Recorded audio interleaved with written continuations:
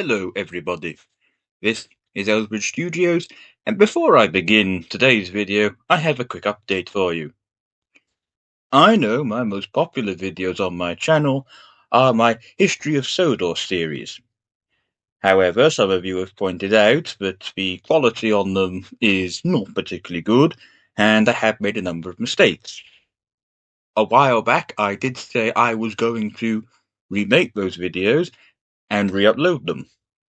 The original plan was to do that back in May for the 80th anniversary, but for one reason or another, it's gotten delayed. I am still going to redo the series and hopefully get them all done by the end of the year. We'll have to wait and see. But before I upload any of my newer History of Sodor videos, there is one thing that did cross my mind as I was updating them. And that is the TV series. As you will know, the vast majority of the Railway series characters were adapted for television in the television series Thomas the Tank Engine and Friends, later shortened to just Thomas and Friends. Though, interestingly, some of the characters, such as Bear, Ivo Hugh, and Pip and Emma, weren't deemed suitable for Thomas and Friends for one reason or another, many of them often without any actual explanation. But most of the cast did make it to television, and not just the engines, for various road vehicles and aircraft were also adapted for television. Just look at Bertie and Harold, for example. But that got me thinking. Not all the characters in the Railway series were deemed suitable for television. But what about the other way around? Are there any television series characters that could easily be adapted for the Railway series? After all, Reverend Wilbert Awdry, the series creator, once stated that there are allegedly around 80 engines working on the North Western Railway, and we only know a small fraction of them. So how many TV series characters could in fact be some of those missing engines that we don't know about? I have painstakingly gone through over 100 TV series exclusive characters to make note of which characters work and which ones don't. And in order to ensure a level of consistency, I have a set of rules I'm going to follow. To start with, the Awdry family took great care and attention when it came to establishing their lore and building the world they created, the island of Sodor. So, in order to qualify as a Railway series character, then these characters must meet certain criteria. This, of course, primarily means not affecting the pre-established lore set out by the Awdry family. In order to qualify as a Railway series character, these characters cannot have any significant effect on the history or the geography of the island of Sodor, or the railways that serve it. Nor can have any effect on characters the Awdry family have already introduced. Crucially, the main reason the Awdry family was so particular about the way they built their world is they wanted it to be as realistic as possible, and that meant making sure the events on Sodor would fit in with real-life events from history. Therefore, any characters involved in this series must also fit in with real history. Now, that is a little bit difficult, as that mainly depends on when exactly the show is set. Now, the characters we are looking at, primarily, are going to be from Series 3 all the way to the end of Series 24. The last of Reverend Awdry's stories to be adapted for television were set in the late 1960s, and that was in Series 3. Well, and some of them were Series 4, but gloss over that.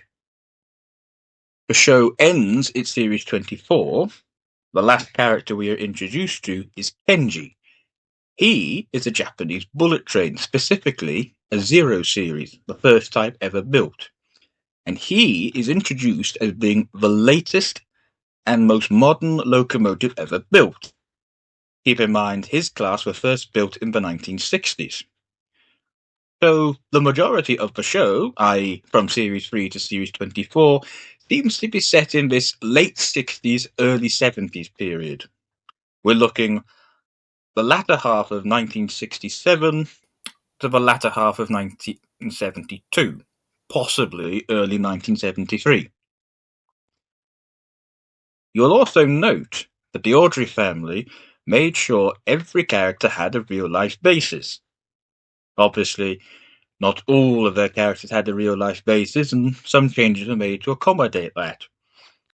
Reverend Awdry even wrote a story where Henry, a non-standard design, would have an accident so serious he would need to be rebuilt into a standard design. Now, obviously there are some examples of freelance designs in the real world, so there may be some exceptions, but for the most part, in order to qualify as a Railway Series character, then at least one real-life example, one real-life basis of the character in question must have been built before the show's conclusion in the early 70s. If their real-life basis was built before the time in which the show is set, then at least one real-life example must have survived in some form, whether that's running or preserved, until at least 1967. One other thing to mention is the Railway Series is set on the island of Sodor, which is part of the United Kingdom. At the time the show is set, the UK produced most of its vehicles and machinery in the UK itself. Therefore, to qualify as a Railway Series character, at least one real-life example must have been built in the UK. Or, if it was built outside of the UK, at least one real-life example must have been exported to the UK before the show's conclusion in the early 1970s. And as earlier, when I stated the character's existence cannot affect pre-established characters, it can also have no effect on the existence of real-life vehicles. Now, noticeably, some of the characters you could actually adapt the Railway Series, but with significant changes. In order to qualify as a Railway Series character, I believe keeping the characters as close as possible to how they appear in the TV series. If any significant change needs to be made to the character in order to adapt them, then they are disqualified. And because we're trying to keep things as realistic as possible, just like the Awdry family did, for a character to qualify as a Railway Series character, then they must have a realistic backstory. Right, and with that out of the way, it's time for us to get started. So, all aboard, sit back, and enjoy the ride.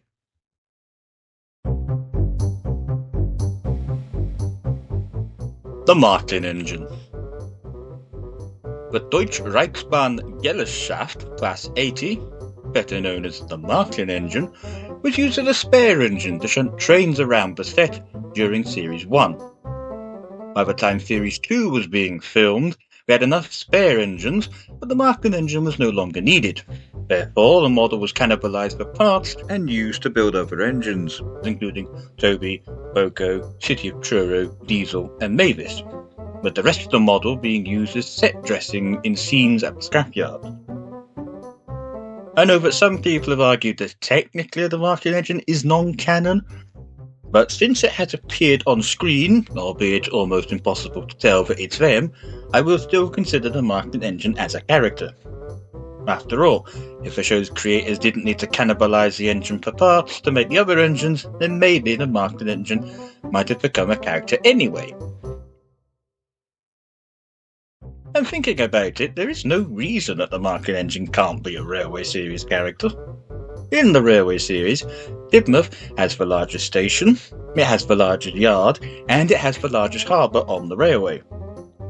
There is no way that a little engine like Duck or Percy could ever manage all of that by themselves, so having another engine working in the background makes perfect sense.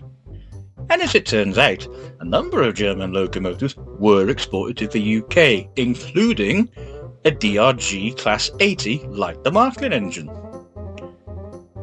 So, Martin engine? Emergency, emergency! Clear the area immediately! Big Mickey. Admittedly, we know hardly anything about the big crane, Big Mickey. In fact, his first speaking role wasn't until Series 21, a good 18 series after he first appeared in Series 3. You've been standing there silent all these years, Big Mickey, and you've never said a single word. Well, you've never said a single word to me either. I can find no reason not to make Big Mickey a Railway Series character. So, Big Mickey?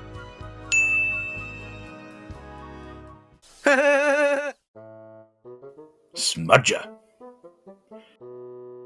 In the TV series, Smudger was the number 2 on Duke's old line, the Mid-Sodor Railway. In the Railway series, number 2 was an American engine called Stanley. Smudger cannot coexist with Stanley as they are meant to be the same character. So, Smudger? Not another one of your stories! Cranky. This is a tricky one. From his first appearance in Series 5 onwards, Cranky is the main crane at the main harbour on Sodor. In the TV series, this of course is Brendam Docks, but in the Railway series, the main harbour is his Tidmouth. This would mean choosing between moving Cranky to Tidmouth or keeping him at Brendam Docks. Given that Bill and Ben are often present during stories set at the docks that Cranky works at, it suggests that Cranky should remain at Brendam. However, Cranky's interactions with the big mainline engines such as Henry and Gordon would not be possible at Brendam because the big engines are not allowed to run on branch lines. For example, the episode Cranky Bugged, which is an integral part of his backstory, would not be possible. I mean, sure, it's possible that Thomas, Percy, James and Duck have all gone to Brendam Docks at some point in the Railway series, but what are the odds of them all going there on the same day? And then, of course, we have Henry and Gordon. Yeah, I know Gordon has technically gone down the Brendam branch before, but that was due to a signalling error. There is no way both big engines would be at Brendam Docks in the Railway series. I think Cranky is a very good character, but since a significant change would need to be made to his origin story, he can't be a Railway series character after all. Now, unfortunately, that one tiny detail is just enough to rule him out. So, Cranky? What's that steaming lump of scrap iron doing here? Be off with you. Horrid lorries. Actually, the horrid lorries make a lot of sense when you think about it, as they do represent the natural road-rail rivalry that was about at the time the show is set. The only issue of their existence is they were unloaded by Cranky the Crane, who I've already ruled out. Although this can be easily ignored, as there are many Railway series stories that have, to some extent, been adapted, but using the wrong characters. So it's entirely possible this is the same situation. So, horrid lorries? Hello. Derek. When Derek arrived on Sodor, he was very unreliable. I'm overheating again. Just like his basis, the British Railways Class 17, which was equally unreliable. Now, of course, Derek's engine troubles could easily be fixed by the Fat Controller. After all, that's exactly what he did with Boko, so why can't he do the same with Derek? Also, Derek was based at the China Clay Pits whilst on Sodor. The only surviving member of Derek's class also worked in a similar environment, specifically a cement works. So Derek? Then Butch, the breakdown vehicle, arrived. Butch. Butch is an interesting idea, as he is a tow truck. Now, at the time the show is set, in the late 60s, cars have become a lot more common across the UK, and Sodor is no exception. So having a tow truck on hand makes a lot of sense. So Butch. Can't I learn a thing or two from those who know? Harry and Bert. Harry and Bert are the two diesel shunters that work at the Sodor Ironworks. Technically, you could argue that the Sodor Ironworks doesn't exist in the Railway series. The Ironworks itself is located south of Kildane on the Kildane branch line, a line that doesn't exist in the Railway series. However, it is entirely possible that an ironworks does exist on Sodor. After all, Croc's scrapyard needs somewhere to send all its scrap to. And it is made clear in the book Edward the Blue Engine that Edward takes the scrap from the scrapyard to the steelworks. Due to the similarities between an ironworks and a steelworks, it is possible that Sodor Ironworks and Sodor Steelworks are in fact different names for the same place. And there is a suitable piece of land just south of Kildane where this ironworks could be located. Admittedly, it is a bit of a stretch to put Harry and Bert into the Railway series, but since it has little to no effect on pre-established law, there's no real reason to disqualify them. So, Harry and Bert? His name's really Bertram, but we call him the Old Warrior because he's so brave. Bertram. Bertram was found in an old mine, jointly run by both standard and narrow gauge engines. There is no such location in the Railway series, as the only place standard and narrow gauge trains come in contact with each other is Craven Gate Station. There are also many fans out there that believe Bertram is actually Smudger having been rebuilt, which is because they share the same face. This has never been confirmed, but if true, it only provides further evidence that Bertram cannot be a Railway series character, as neither can Smudger. So Bertram? They called me Old Slow Coach and told me I wasn't useful anymore. Now only the mice ride in me. Old Slow Coach. Old Slow Coach would not have been the first heavily outdated coach that the Fat Controller's family has saved over the years. The original Fat Controller, Sir Topham Hatt I, saved Annie and Clarabelle, and gave them to Thomas. He also saved Henrietta when he saved Toby. At the time the show is set, the Fat Controller would be Sir Topham Hatt's son, Sir Charles Topham Hatt II.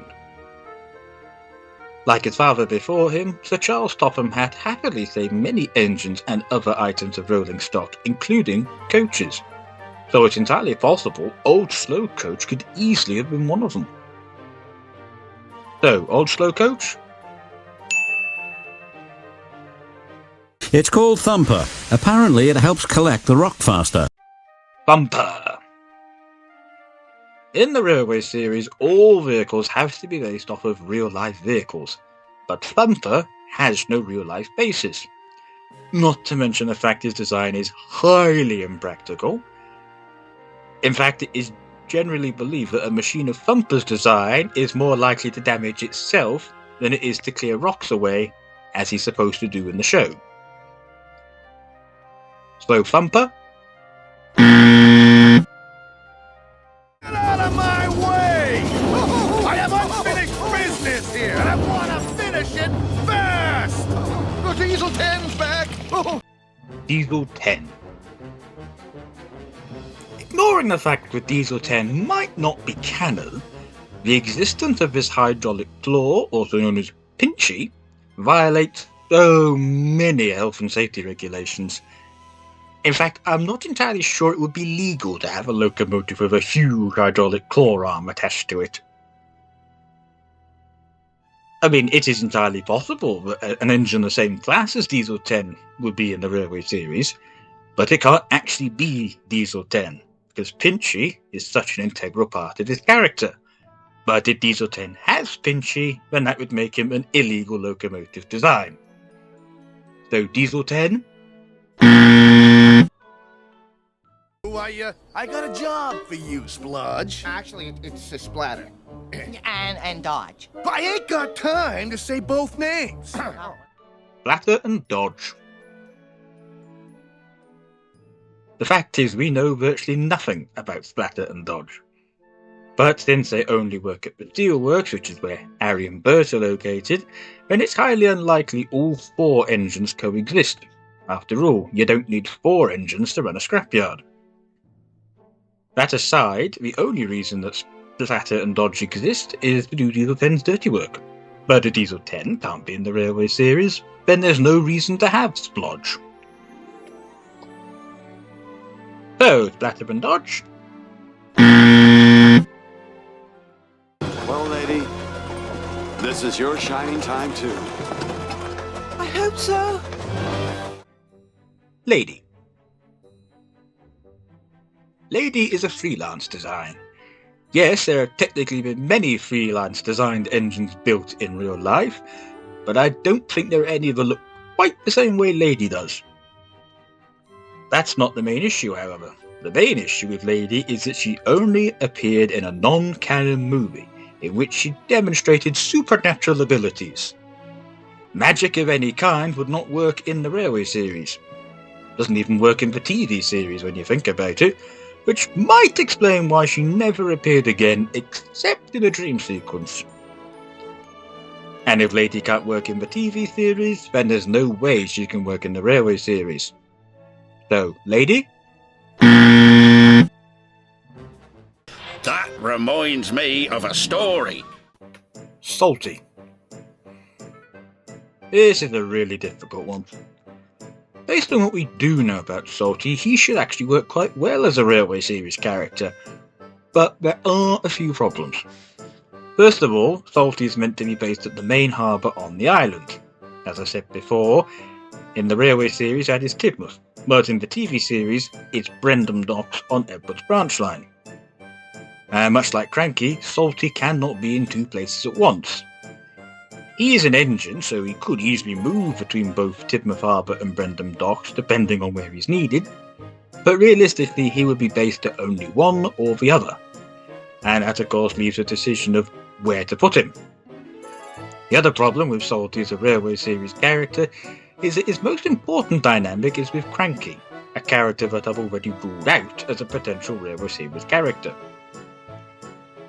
Technically Salty would work, as there are no major changes that need to be made to him or the lore, but as with many characters, he does slip through by the slimmest of margins. So, Salty? Sir Topham Hatt sent me to help clear away this mess. Harvey.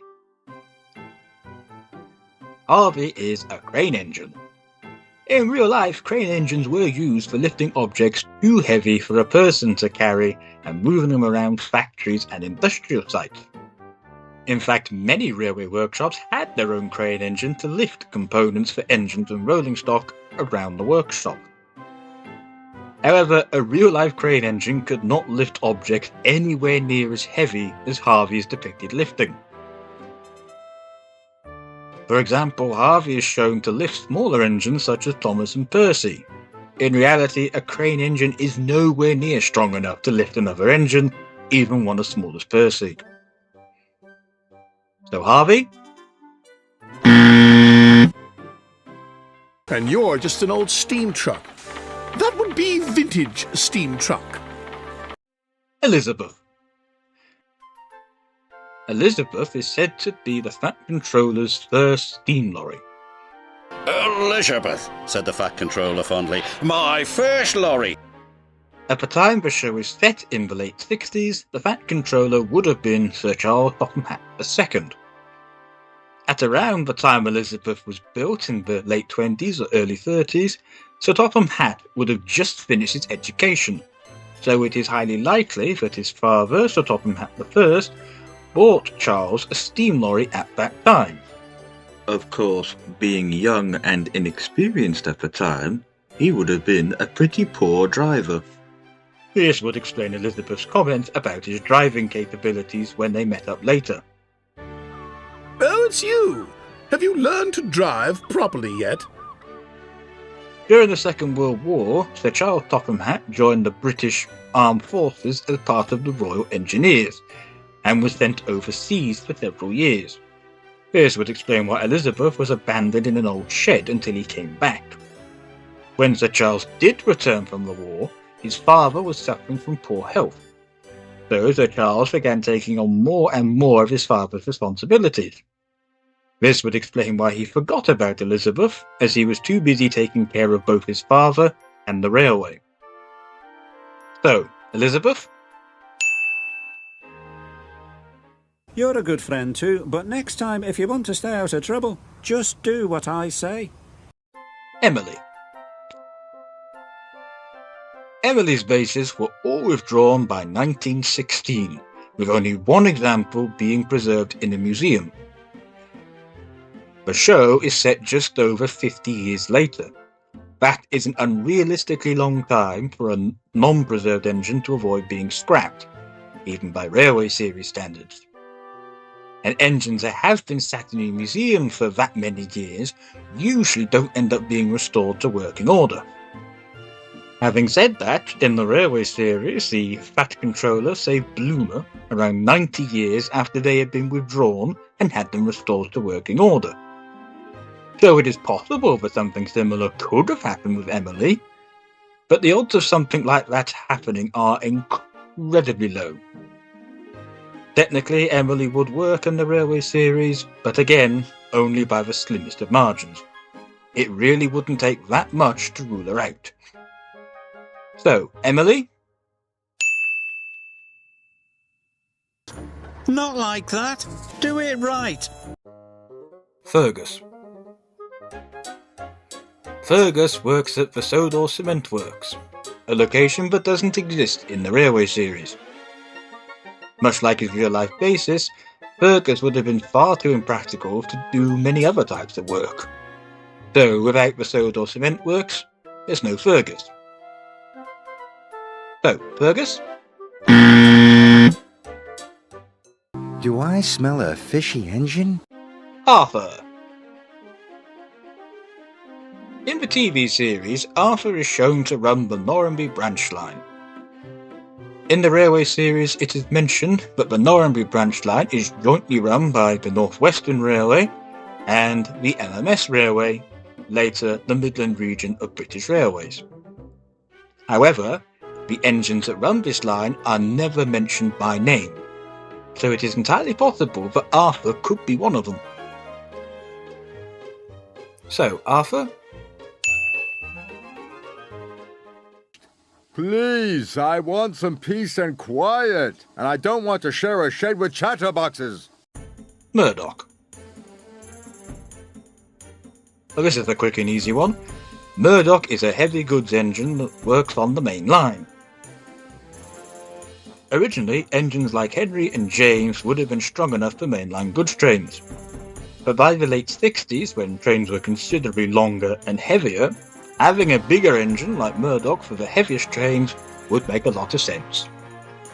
So, Murdoch? I'm faster and finer than all the engines on Sodor put together. Spencer. As you can see, Spencer is a silver Gresley A4 Pacific locomotive.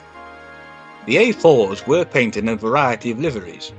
Some of them were painted silver, but all of the A4s painted silver had the word silver in their name. Spencer doesn't.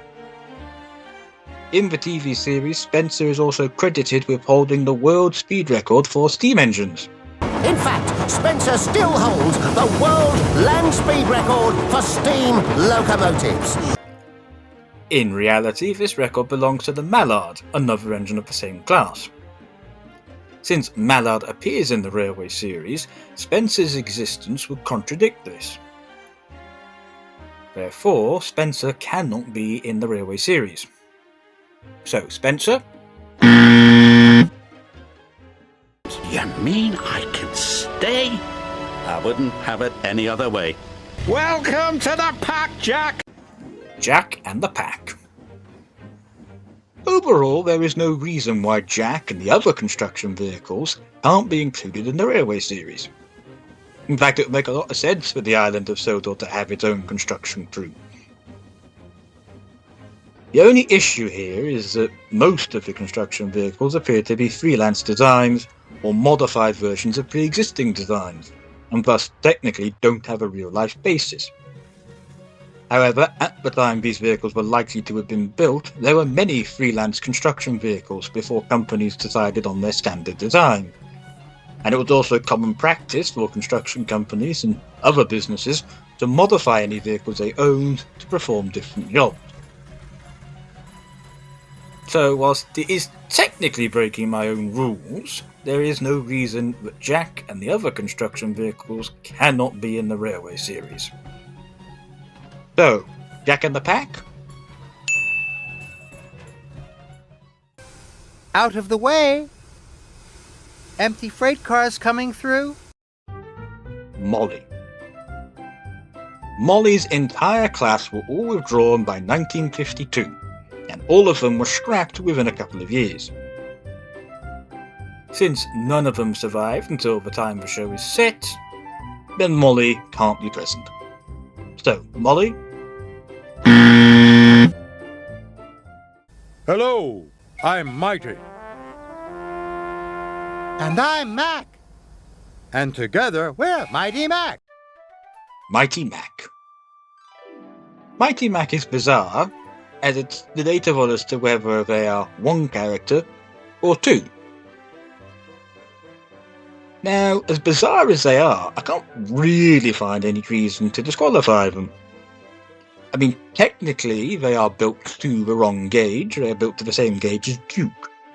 But Duke was regauged to run on Sodor's narrow gauge railways when he first arrived, so it's entirely possible they did the same with Mighty Mac.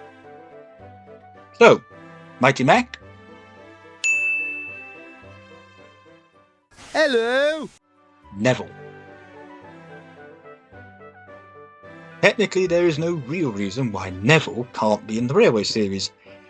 However, the episode in which he first appears, he takes a train along Stepney's branch line, a branch line that doesn't exist in the Railway series, and is then left hanging off a bridge over the main line. Again, in the Railway series, there are no bridges anywhere on Sodor that cross over the main line. I know I'm being nitpicky about one tiny little detail, but it's these tiny details that make all the difference. And, you know, Neville's not the only character to be ruled out by technicality. So, Neville? Thomas has shown me that being a really useful engine is much better than being really lazy. Dennis. Dennis is based off of 11,001, a one-off experimental diesel engine, and like many experimental engines, it didn't work out very well at all. In fact, in universe, Dennis is supposed to be 11,001, as suggested by the number written on his cap. This is impossible, as 11,001 was scrapped in 1959, whilst Dennis's first appearance is supposed to be set around a decade later. But technically speaking, he shouldn't be a TV series character either. So, Dennis? Fearless Freddy is back. Fearless Freddy. Freddy is supposed to be the Scar-Louis Railway's number 7. In the Railway series, the Scar-Louis Railway's number 7 was Ivo Hugh, so the two engines can't coexist with each other. Interestingly enough, both engines also have a similar shape.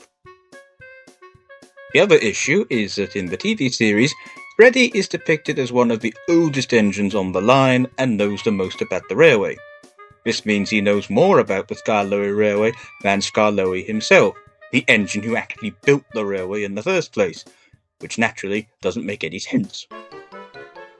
So, Freddy? Rocky, we need your help. It's an emergency. I'm ready and waiting, Edward. Rocky.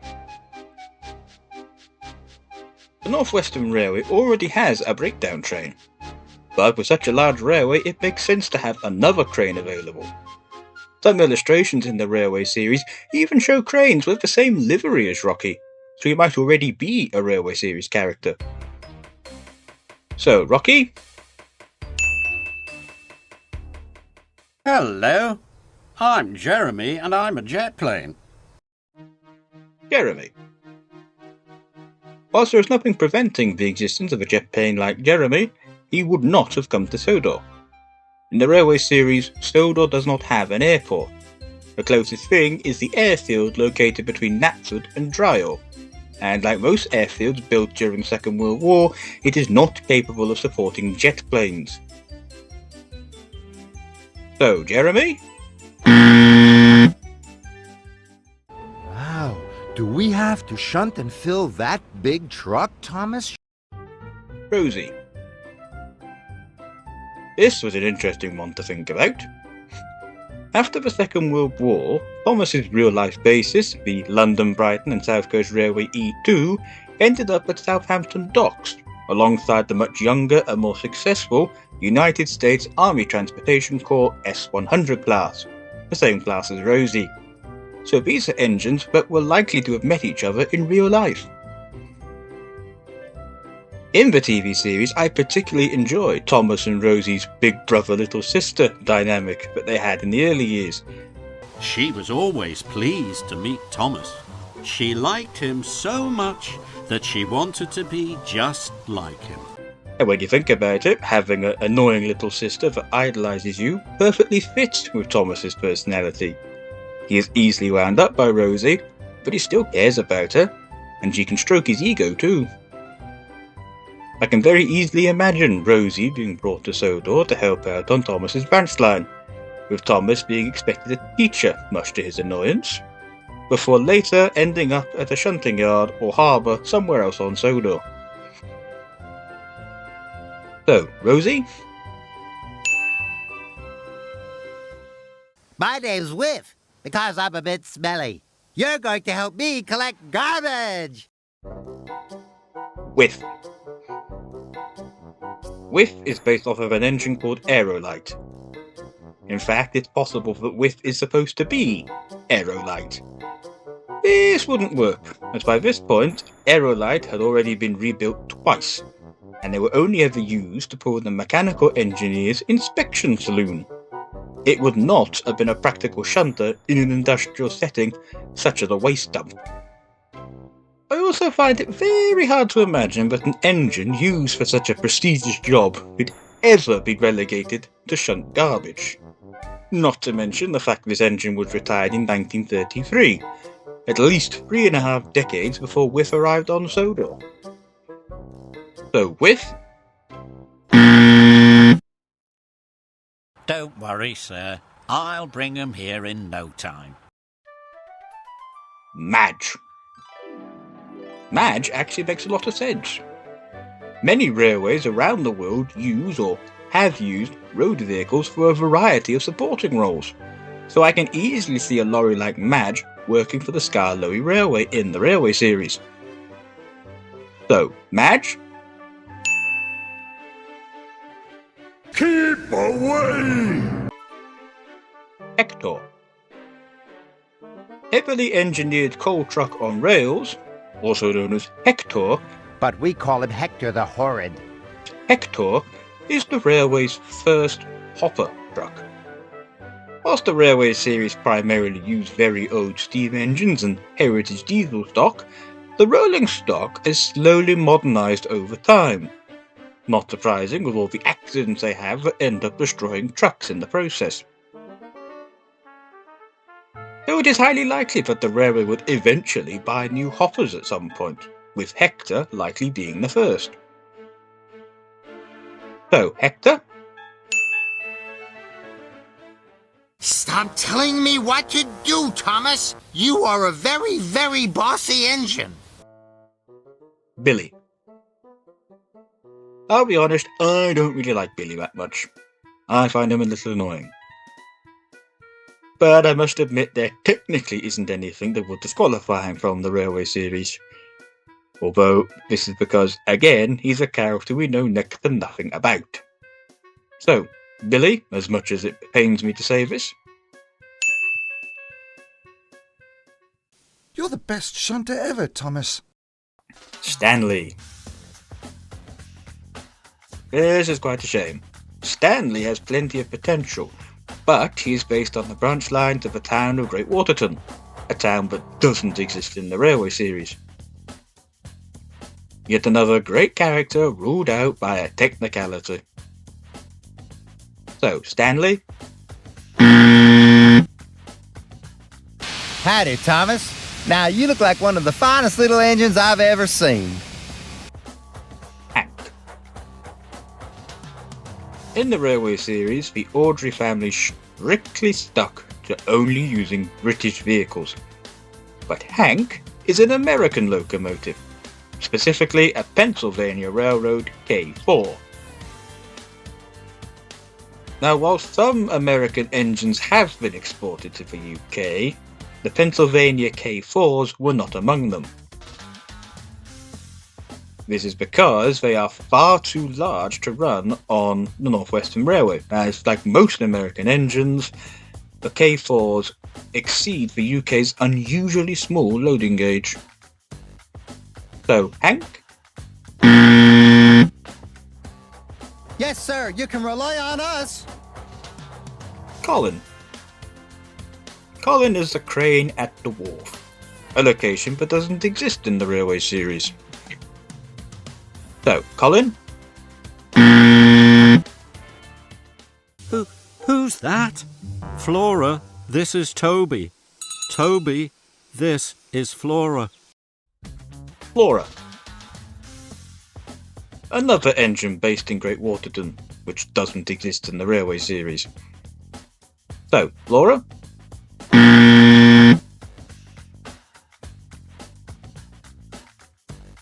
Continued in Part 2.